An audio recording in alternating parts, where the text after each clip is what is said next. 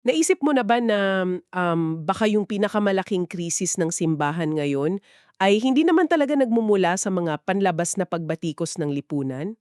Oo, kasi madalas ang daling ituro yung daliri sa labas, di ba? Na kesyo, ganito yung kultura ngayon o ganyan. Mismo.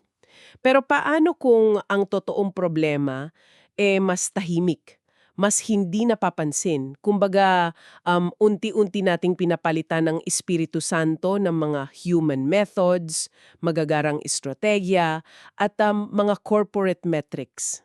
Nakakatakot isipin yan pero totoo. At yan mismong tensyon na yan ang sentro ng malalimang pagsisiyasat natin ngayon. Bubuksan natin ang isang napakadetalyadong manuskrito na pinamagatang The Holy Spirit, God's Missional Power. Ginagawa, maging sa trabaho man, sa komunidad, o sa mga personal na advokasya mo, ang misyon ng usapan natin ngayon ay suriin kung bakit nga ba ang pagiging masyadong efficient o nakatutok sa mga numero ay maaaring pumapatay sa tunay na kapangyarihan ng isang misyon? At titingnan din natin ayon sa author kung paano maibabalik yung tunay na diwa nito sa pamamagitan ng isang bagay na madalas nating iniiwasan, yung paghihintay. Kasi isipin mo na lang yung kaibahan nito eh. Iset natin yung visual. Sa isang banda, may isang tahimik na silid-aklatan na kuno ng mga sinaunang mapa at mga lumang manuskrito. Walang nagmamadali, walang sumasigaw na mga deadline. Eksakto. At ipinapakita ng teksto na yung banggaan ng sinaunang karunungan na yan at ng modernong strateya ay nangyayari araw-araw, madalas na hindi natin namamalayan. At yung banggaan niyan ay malinaw na inilalarawan sa simula pa lang ng manuskripto. Gumamit yung author ng isang matingkad na paghahambing na sigurado akong familiar sa maraming nating tagapakinig. Ilarawan natin yung isang typical at modernong outreach event. Yung mga malalaking production, di ba? Eksakto. Oo, yung tipong lahat perpekto, ang ilaw nakaprograma ng tama, ang mga visuals sa mga malalaking LED screens ay nakakabighani talaga. Yung musika, timing na timing para pukawin yung emosyon ng mga tao. At syempre sa likod niyan may isang team na nakatutok sa dashboard para subaybayan yung attendance, yung engagement rate at kung ano-ano pang metrics. Mismo. Impressive, di ba? Sobrang galing ng pagkakaplano. Kung titingnan mo mula sa pananaw ng isang event organizer, perfect execution iyon.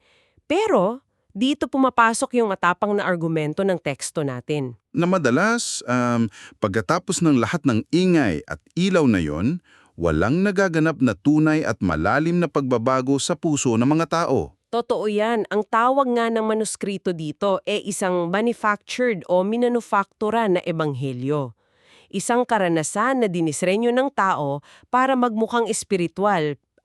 Pero sa totoo lang, produkto lang siya ng isang napakagaling na production. Kaya kinokontrast ito ng maigi ng may akda sa kwento ng tinatawag na upper room dun sa librong gawa o Acts sa Biblia. Kung susuriin natin yung sitwasyon ng mga unang tagasunod noon, makikita natin yung kabaligtaran ng boardroom na inilarawan natin kanina. Walang branding? Walang marketing budget, wala silang malinaw na 5-year strategic plan kung paano sasakupin ang mundo gamit yung mensahe nila. Kumbaga, ang taning utos lang sa kanila isang simpleng pandiwa, maghintay. Nakakatawa kasing isipin na sa panahon ngayon, kung sasabihin mo sa isang board of directors na ang estrategya mo ay maghintay. Nako, si Sante kaagad nun. Sabihin nila wala kang plano. Eksakto. Pero ayon sa teksto, pinaghintay sila sa upper room.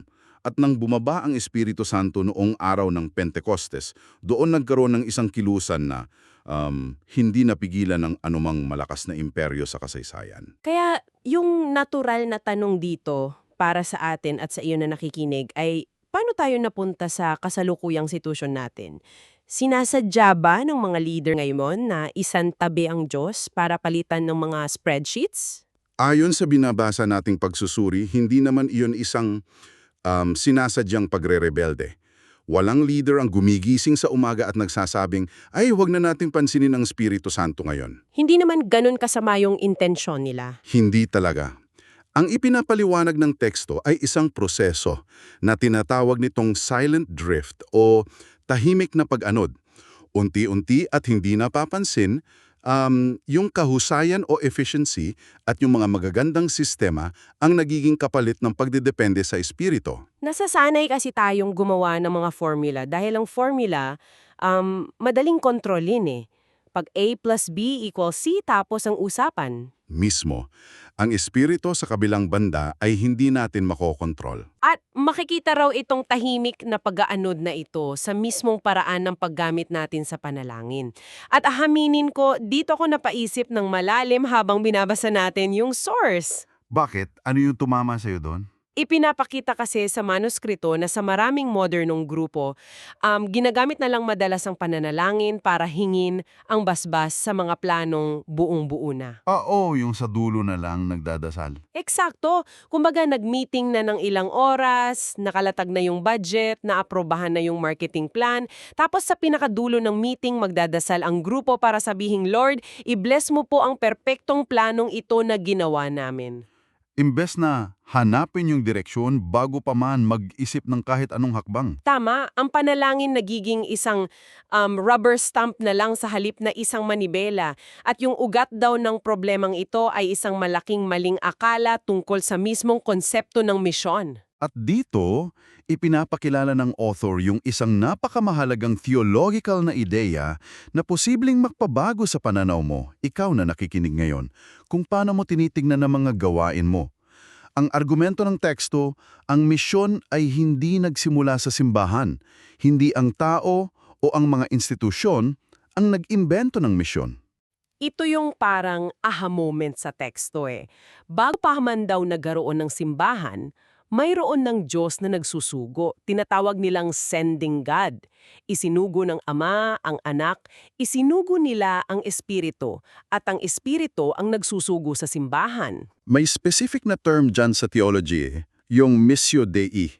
Sa madaling salita, ang misyon ay pag-aari ng Diyos. Tayo lang yung iniimbitahang sumali, hindi tayo ang may pasimuno. At kapag nakalimutan ng isang organisasyon o ng isang individual ang missio Dei na yan, nagbabago yung buong kalikasan ng ginagawa nila. Inilalarawan ito sa manuskrito bilang paglipat mula sa participation patungo sa performance. Gusto kong pag-isipan mo itong maigi bilang tagapakinig. Kapag inaakala natin na sa atin nakasalalay ang buong tagumpay ng isang misyon, ang ebanghelismo o anumang advokasya, ay nagiging isang pagpapabida. Nakakapagod yun, grabe. Sobra. Nakadepende na lang sa kung gaano ka kahusay magsalita, gaano kagara yung programa mo, at nakatuto ka palagi sa mga numero para patunayan sa sarili mo at sa iba na matagumpay ka. Medyo mahirap lunukin yan, ah. Ibig sabihin ba nito, lahat ng marketing budgets at planning sessions ng mga organisasyon, walang kwenta kung wala yung tinatawag nilang participation? Ayon sa binabasa natin, ang tamang pananaw daw ay pakikibahagi nga o participation. Ibig sabihin, nakikisali lang tayo sa kung ano ang ginagawa na ng Espiritu Santo sa paligid natin. Hindi tayong bida. Hindi tayo yung pabrika na kailangang mag-produce ng resulta. Tama. Tayo ay mga manggagawa na nakikisama sa isang proyektong tumatakbo na. At para mas mabigyang buhay yung konseptong ito, nagbigay ang teksto ng ilang makasaysayang halimbawa. Oo, yung kay William Carey. Nandiyan si William Carey na madalas itinuturing na isa sa mga nagpasimula ng modernong kilusang misyonero. Nagtrabaho siya ng ilang dekada sa India. At nakakagulat yung kwento niya kasi kung susukatin mo yung unang 7 taon niya gamit yung modern corporate metrics, sasabihin mong failure siya eh. Wala siyang nakitang agad-agad na resulta. Wala siyang may pagmalaking numero sa mga reports niya sa headquarters pero hindi siya sumuko. Nagpatuloy siya sa pagsasalin ng teksto at sa pagiging tapat sa lugar na yon. At nandiyan din daw si Gladys Aylward na isang misyonera sa China. Wala siyang malaking organisasyon sa likod niya, wala siyang formal na backing ng isang malaking mission board na nagpopondo sa bawat galaw niya. Kung titingnan mo sa papel, wala talaga siyang laban. Pero ang malinaw sa dalawang halimbawang ito, ayon sa author, ay hindi sila naging matagumpay dahil sa isang perpektong estratehiya, na binuo sa loob ng isang air-conditioned na boardroom. Ang naging puhunan talaga nila ay yung tapat na pagsuko at yung araw-araw na pagsunod. At yung kwento nila nagdadala sa atin sa isang aspeto na labag na labag sa modernong kultura natin. Yung nawawalang sining ng paghihintay. Sino ba naman kasi ang gustong maghintay sa panahon ngayon, di ba? Lalo na kung nasa mabilis na takbo ka ng corporate world o kahit sa mga non-profit organizations. Ang paghihintay madalas nakikita bilang katamaran o pag-aaksaya ng oras. Ang pananaw kasi natin ngayon, kung hindi ka gumagalaw, wala kang nararating. Kailangan laging may output, laging may deliverables. Pero ibinabalik tayo ng manuskrito sa pananaw ng Biblia kung saan ang paghihintay ay hindi isang pasibong kawalan ng aksyon. Ayon sa teksto, ang paghihintay daw ay isang forma ng aktibong pananampalataya. At heto yung medyo masakit pero totoo. Ang paghihintay ang mismong pumapatay sa ating pagdepende sa sarili nating lakas. Habang naghihintay ka kasi, pinapaalalahanan mo ang sarili mo na hindi ikaw ang may kontrol ng sitwasyon. At kapag binitawan mo na yung kontrol, dun pa lang makakapasok yung tinatawag ng author na espiritu bilang isang disruptor. Napakagandang termino niyan, ang espiritu bilang disruptor o tagapanggulo ng mga plano natin. Ibinahagi sa teksto kung paano kumikilos ang espiritu ng labas sa mga perpektong strategiya na ginagawa natin. Tulad nung kwento ni Pablo or Paul, diba, sa Acts chapter 16? Oo, gamitin natin yung detalyadong kwento na yon. Papunta sana sila sa Asia at Bithynia. Sa mata ng sinumang strategist, iyon talaga ang pinakamagandang hakbang. Oo, kasi malalaking lugar yon Maraming tao, tapos magandang sentro para sa kalakalan at komunikasyon. Good business move, kumbaga. Pero ano ang nangyari? Pinigilan siya ng Espiritu Santo. Isinara yung mga pinto. Walang malinaw na paliwanag agad-agad, basta hindi siya pinayagang tumuloy sa sarili niyang plano.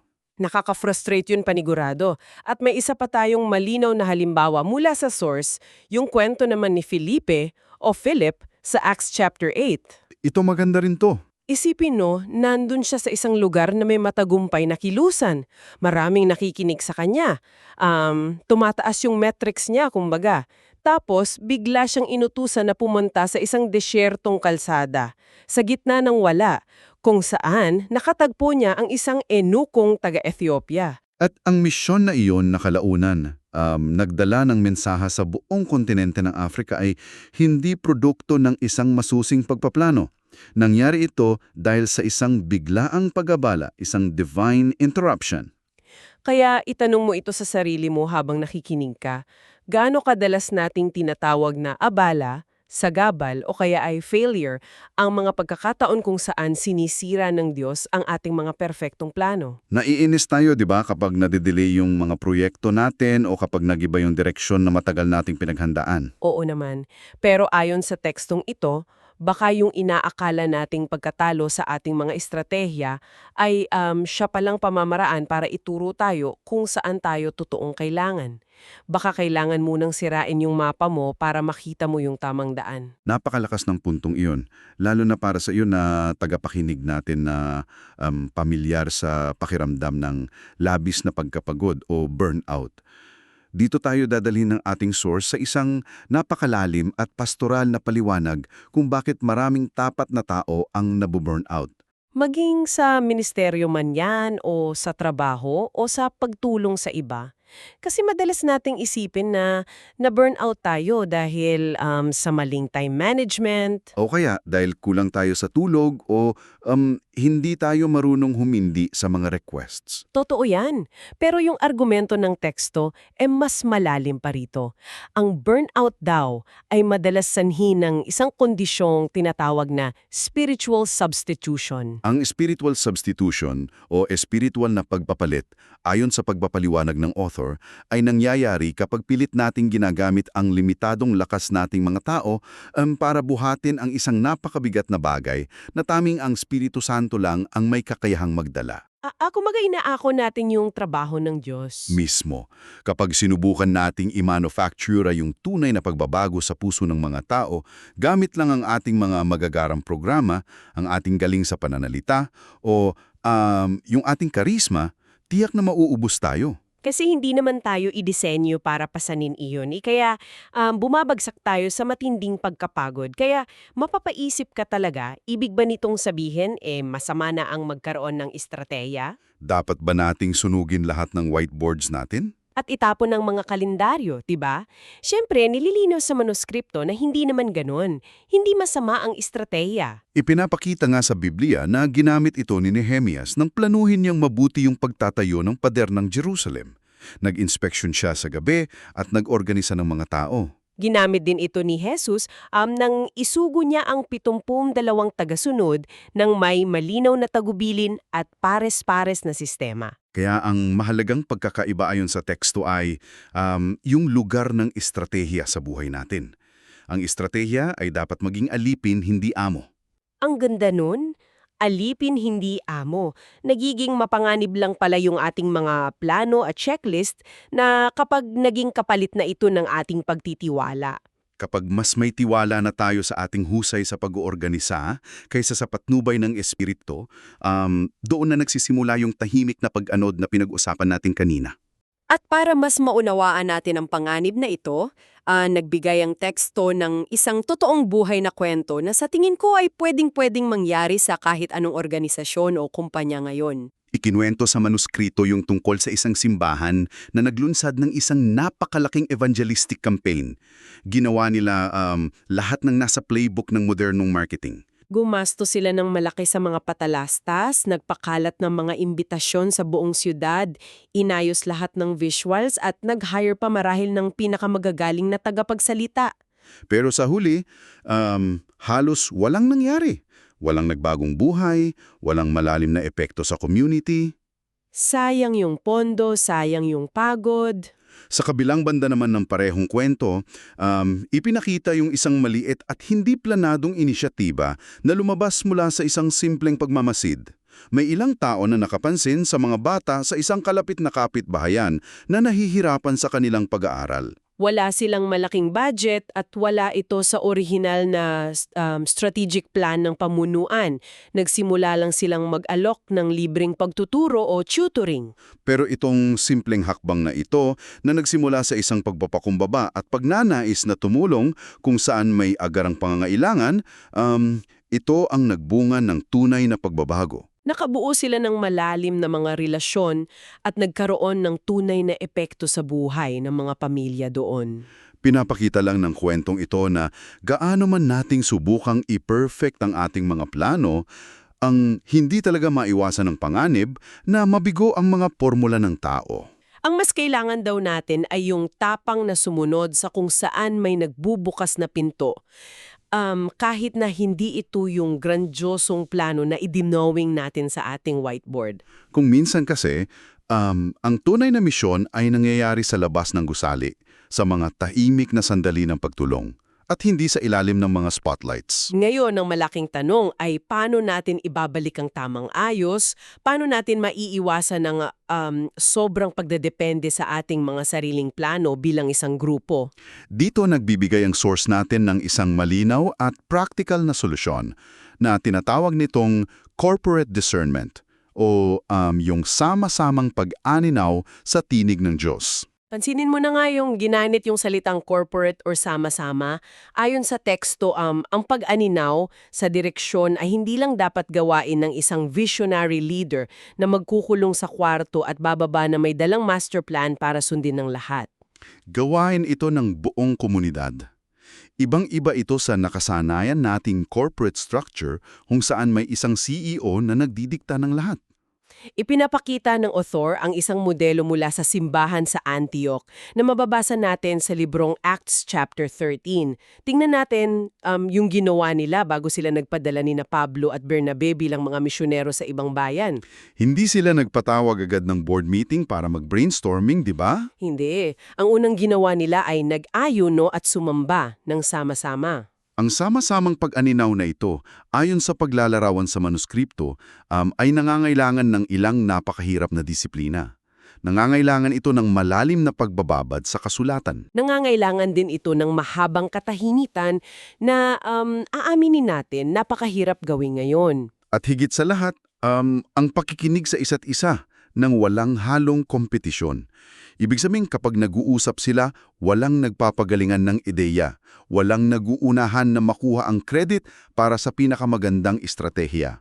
Sama-sama silang naghihintay ng malinaw na konfirmasyon bago sila gumawa ng kahit anong hakbang. At para patunayan na hindi lang ito teorya, noong unang siglo, inungkat din ng teksto ang karanasan ng mga Moravian missionaries noong 18th century. Oo. Ito yung grupong nakapagpadala ng napakaraming misyonero sa iba't ibang sulok ng mundo. At nagawa nila ito hindi dahil mayroon silang isang top-heavy bureaucracy o isang dambuhalang headquarters na may komplikadong management system. Nagawa nila ito dahil ang naging pundasyon nila ay ang sama-samang pananalangin. Isipin mo, magkaroon pa nga sila ng 24/7 na prayer watch na inabot ng higit 100 taon. 100 taon na tuloy-tuloy. Grabe, 'di ba? At nandun yung patuloy na pagsunod sa mga pahiwatig na naririnig nila bilang isang komunidad. Ang mga halimbawang ito ay nagdadala sa atin sa isang napakalaking hamon. Handang-handa ba ang mga modernong organisasyon o kahit ang ating mga sariling pamilya at grupo na tumigil muna at manahimik ng sama-sama bago kumilos?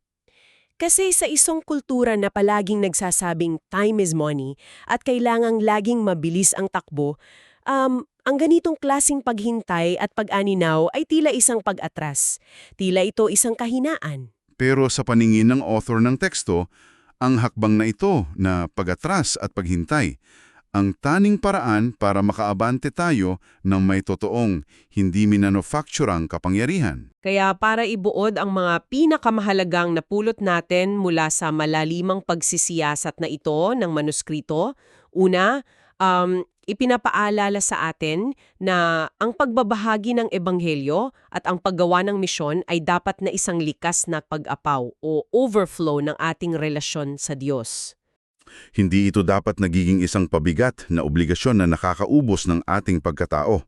At hindi ito isang produkto na minamanufacture natin gamit ang matinding ilaw at perpektong musika para lang may maipakita tayong maganda sa ating mga annual reports. Pangalawa, hindi naman kinokondena ng teksto ang pagiging organisado. Hindi masama ang magplano at mag-isip ng magagandang hakbang, pero kailangan nating panatilihin ang estratehiya sa tamang lugar nito. Bilang alipin natin at kailanman ay hindi natin amo. Ang tunay na tagumpay ay nangyayari lamang kapag tayo ay lumalahok o nakikibahagi sa ginagawa na ng Espiritu Santo. Imbis na piliting nating gumawa ng sarili nating resulta habang tayo ay nagpe-perform para sa palakpak ng iba. Yung bigat ng misyon ay hindi natin dapat binubuhat ng mag-isa. Kaya bago tayo maghiwalay ngayon, gusto ka naming iwanan ng isang malalim na kaisipan na maaari mong pag-isipan pagkatapos ng talakayan nating ito. Nakita natin kung paano sinusuri ng author ang prinsipyo ng paghihintay at pagdedepende sa konteksto ng mga dambuhalang misyon at organisasyon. Pero paano kaya kung i-apply mo ito ng personal? Paano kaya nitong mababago ang paraan ng pagtingin mo sa sarili mong mga plano, sa career mo, at sa mga ambisyon mo sa buhay? Kung iisipin mo ng seryoso, ikaw na nakikinig, paano kung mula bukas, titigil ka na sa kakasukat ng iyong personal na tagumpay gamit ang mga mabibigat na metrics ng lipunan?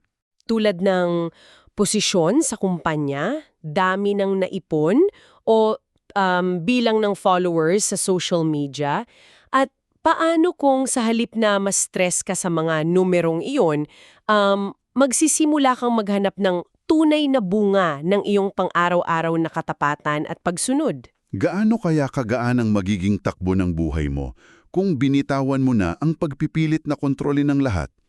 Baka yung inaakala mong pagkabigo ngayon ay pagbura lang pala sa whiteboard mo para mabigyan ng espasyo ang isang plano na mas maganda kesa sa kaya mong imanufaktura. Isang napakagandang punto para pag-isipan natin. Maraming salamat sa iyong pagsama sa ating malalimang pagsisiyasat sa araw na ito. Sana ay nabigyan ka nito ng bagong pananaw at may nabaon kang mga aha moments na magagamit mo sa iyong paglalakbay. Laging tandaan, ang tunay na kapangyarihan ay hindi nagmumula sa kung ano ang pilit nating kayang gawin, kundi sa kung ano ang mapagpakumbaba nating kayang tanggapin habang tayo ay naghihintay. Hanggang sa muli.